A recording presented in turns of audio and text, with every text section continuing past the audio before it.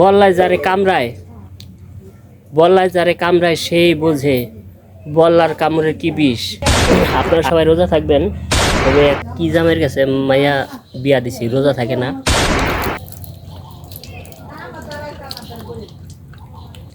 Viewers, এই যে দেখেন টাটকা একটা আপেল, একদম টসটসা আপেল। এখন এটা খাওয়ার সময় হয়েছে।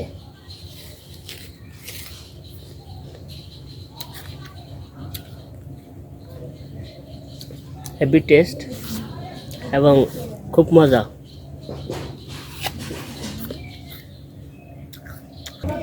আজকে আমি 2টা আপেল খাইছি, সকালে একবার খাইছি আর যে এখন একবার খাইতেছি। 2বার খাইছি, মানে 2টা আপেল, আস্ত আপেল।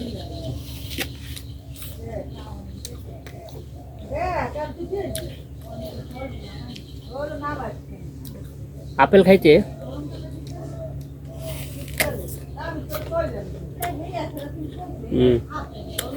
অনেক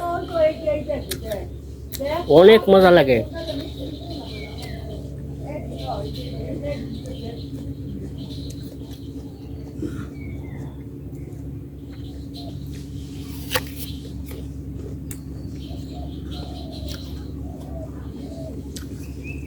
অনেক মজা করে খাচ্ছি।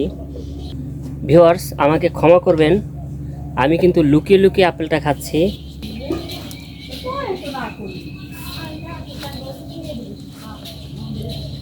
বন্ধুরা আমাকে ক্ষমা করবেন, আমি লুকিয়ে লুকিয়ে আপেলটা খাচ্ছি। আমি একদম লুকিয়ে খাচ্ছি, কারণ রমজান মাস, কারণ আমি রোজা রাখতে পারিনি আজকে, রোজাটা ভেঙে ফেলেছি, আপনারা ক্ষমা করবেন। তাই আমার শ্বশুর বাড়ির ঘরের পেছনে এসে লুকিয়ে লুকিয়ে, দেখেন আমার আশেপাশে কেউ নাই, আমি দেখাচ্ছি, আমি টয়লেটের পিছনে এসে এই আপেলটি খাচ্ছি। দেখতে পাচ্ছেন আমার পিছনে বিশাল এক টয়লেট। এখানে কোনো মানুষজন আসে না সব সময়, যখন প্রকৃতিতে ডাক দেয় তখনই আসে কাজ সারতে। এখন আমি আপেলটা খাচ্ছি লুকিয়ে লুকিয়ে।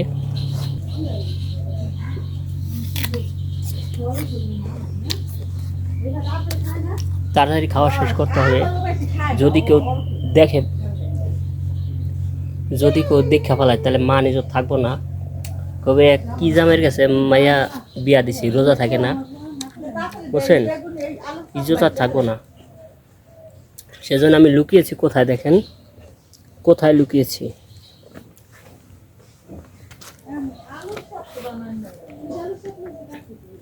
নিরাপদ জায়গায় বসে বসে খাচ্ছি।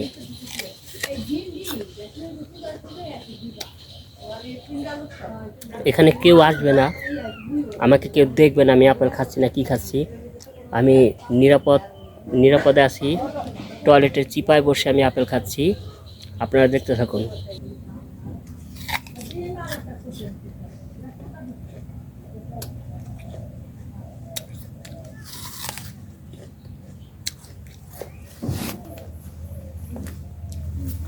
আসলে অনেক মজা করে খাচ্ছি। আপনারা সবাই রোজা থাকবেন, কেউ আমার মতো করবে না। আপনারা সবাই রোজা থাকবেন, কেউ আমার মতো করবেন না। আমি অসুস্থতার কারণে আমার এই অবস্থা হয়েছে, ক্ষমা করবেন আমাকে। আসলে লুকিয়ে লুকিয়ে খাচ্ছি, কাউকে দেখাতে পারছি না, যাতে কেউ না দেখে। এখানে আমি কোথায় যে লুকিয়ে খাবো বুঝতে পারছি না।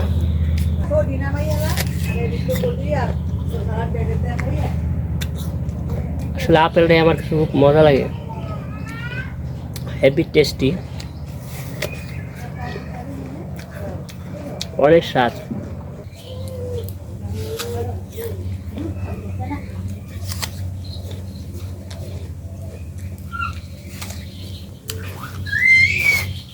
হেভি স্বাদ।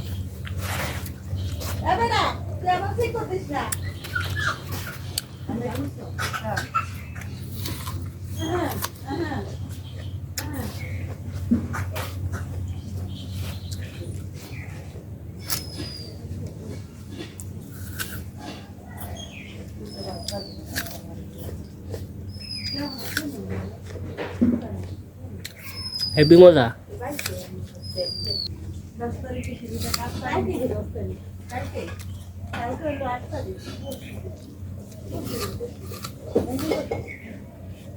কি স্বাদ ভাই! আসলে বল্লায় যারে কামড়ায় সেই বোঝে বল্লার কামড়ের কি বিষ, আর যে আপেল খায় সেই বোঝে আপেলের কি মজা। হেভি মজা রে ভাই। প্রথমে কামড় দিলে একটু মিষ্টি মিষ্টি লাগে, আর যখন চাবাইবেন মিষ্টি রসে মুখটা ভরে যাব।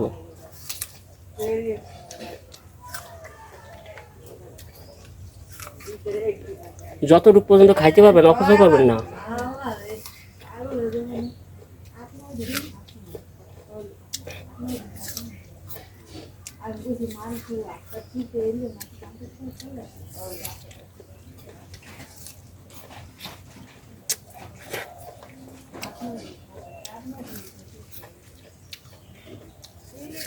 বন্ধুরা,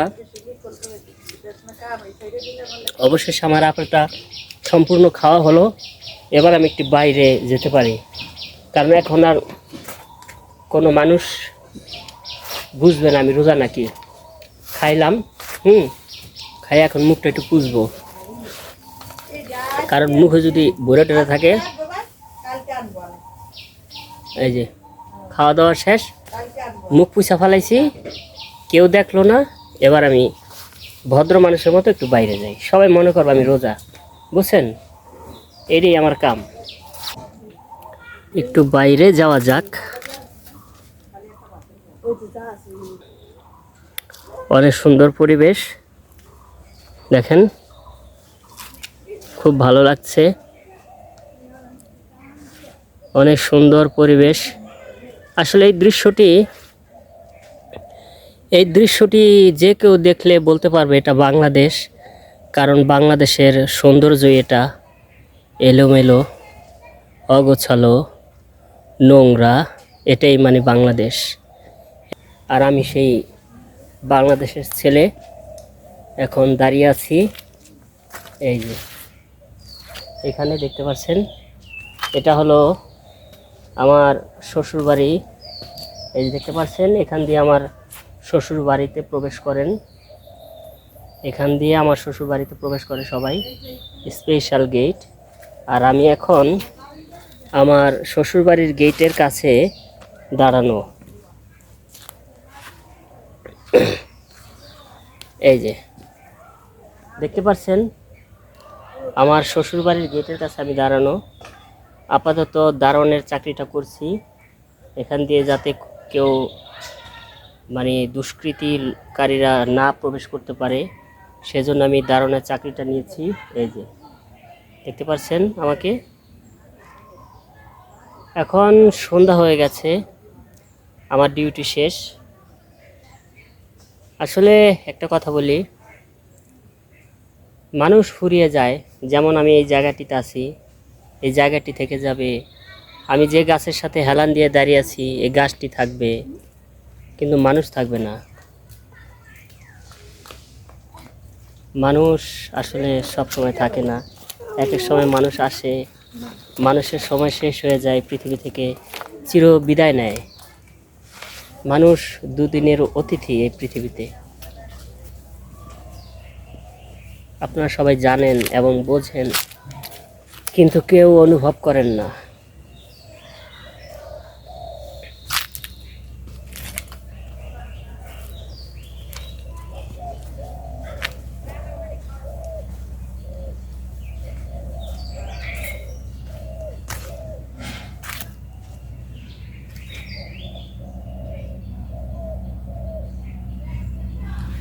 এই রাস্তা দিয়ে যারা চলাচল করত, তারা এখন এই পৃথিবীতে নেই।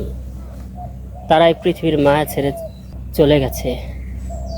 অথচ দেখেন, এই রাস্তাটি সেই আগের মতোই আছে, কিন্তু এই রাস্তা দিয়ে যে মানুষগুলো চলাচল করত, সেই মানুষগুলো আর নেই।